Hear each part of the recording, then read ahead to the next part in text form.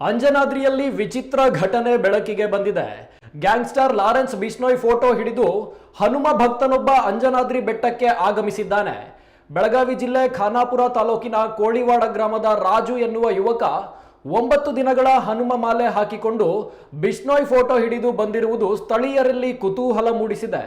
ರಾಜು ತಾನು ಲಾರೆನ್ಸ್ ಬಿಷ್ಣೋಯ್ ಅಭಿಮಾನಿ ಎಂದು ಹೇಳಿಕೊಂಡಿದ್ದು, ಲಾರೆನ್ಸ್ ಬಿಷ್ಣೋಯಿಂದ ದೇಶ ಉಳಿದಿದೆ ಎಂಬ ಮನೋಭಾವ ನಮ್ಮದು ಎಂದು ಹೇಳಿರುವುದು ಚರ್ಚೆಗೆ ಕಾರಣವಾಗಿದೆ.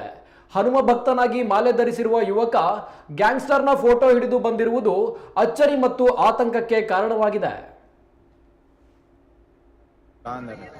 ಯಾಕೆ ತಗೊಂಬಂದಿರಿ ಅದನ್ನ? ಅವರಿಂದ ನಮ್ ದೇಶ ಉಳಿದಿದೆ ನಮ್ಗೊಂದೇ ಮನೋಭಾವ ಐತ್ರಿ. ಅದಕ್ಕೋಸ್ಕರ ಯಾರವ್ರು? ಲಾರೆನ್ಸ್ ಬಿಷ್ಣೋಯ್ ಅಂತ.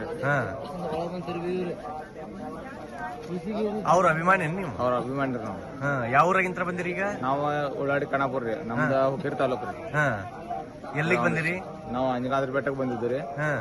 ಇವ್ರ ದರ್ಶನ ಮಾಡ್ಕೊಂಡ್ ಹೋಗುವಂತ ಹೇಗಾರ ಇವ್ರಿಗೂ ದರ್ಶನ ಮಾಡಿದ್ರೆ ನಮಗೂ ದರ್ಶನ. ಫೋಟೋ ಹಿಡ್ಕೊಂಡತ್ತಿದ್ರೆ? ಹಾ ರೀ. ನಿಮ್ಮ ಹೆಸರು? ಬಂದಿರಿ ನೀವು? ಬೆಳ ಅಂದ್ರಿ. ಯಾಕೆ ತಗೊಂಬಂದಿರಿ ಅದನ್ನ?